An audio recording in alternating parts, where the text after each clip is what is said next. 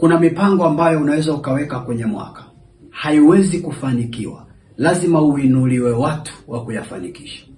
Na ndio maana unaweza ukakuta mwaka uliopita, msimu uliopita, mambo mengi ambayo ulishindwa kuyafikia ni kwa sababu ulikosa watu sahihi wa kutembea na wewe ili kufanikisha hayo mambo.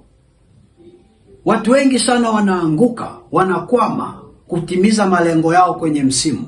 Si kwamba wanapenda, ila wanakwamishwa na watu wengine. Kwa Kiswahili cha vijana tunaita wachomaji. Anatokea mtu tu anakuchomesha, unajikuta umefeli. Mtu wa Mungu, mwaka huu na msimu huu lazima Mungu akupe watu sahihi, akuinulie watu sahihi wa kutembea pamoja na wewe ili kufanikisha mipango na malengo ulionayo. Kwa sababu wale watu ambao wanakukwamishaga, hao ni ndege wanaokula mbegu.